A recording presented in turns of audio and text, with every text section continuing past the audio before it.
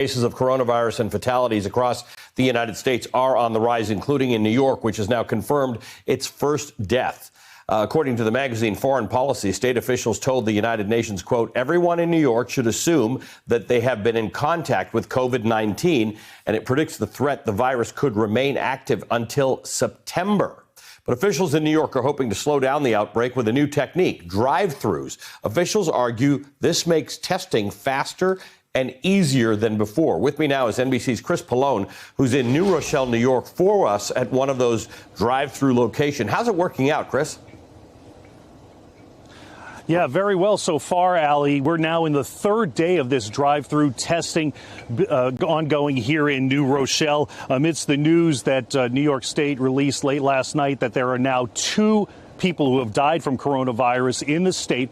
One, a 64-year-old man up in Rockland County, just north of New York City, who apparently passed away on Thursday. Health officials say that that man did have underlying health conditions that contributed to his death. And then yesterday afternoon, we also learned that an 82-year-old woman passed away in a Brooklyn hospital yesterday sometime. She was suffering from emphysema as well.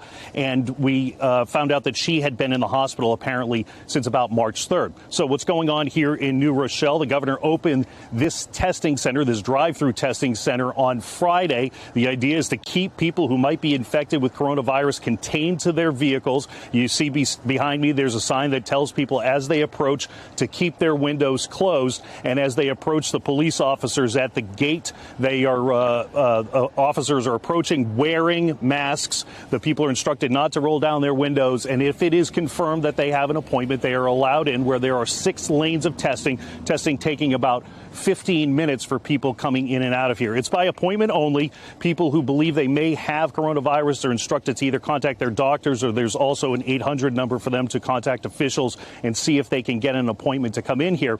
And the whole point is to ramp up testing throughout the state. Right now, New York State has had about just shy of about 5,000 tests since this has all started. Here in this location, they're doing about 200 cars a day. They hope to get that up to about 500 or 600 cars a day.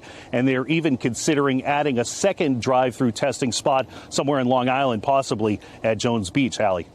Chris, what's the issue with the containment area in New Rochelle? How does that work? We're told people can freely move around. The National Guard is there, but they're apparently not there to maintain quarantine. They're there for other purposes. So when one goes to New Rochelle, what does it feel like?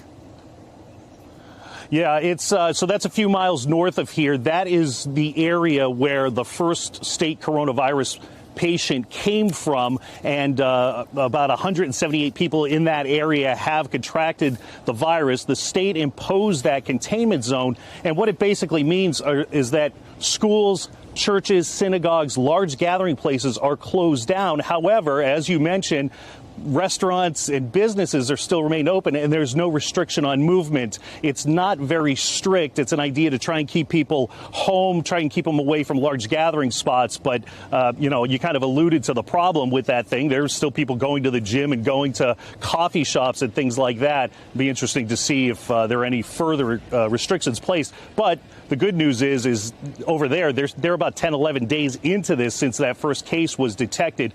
So it's certainly possible that they might be coming out the tail end of this now. Chris, good to see you. Thanks for joining us this morning. NBC's Chris Pollone in New Rochelle, New York. Hey there, I'm Chris Hayes from MSNBC. Thanks for watching MSNBC on YouTube. If you want to keep up to date with the videos we're putting out, you can click subscribe just below me, or click over on this list to see lots of other great videos.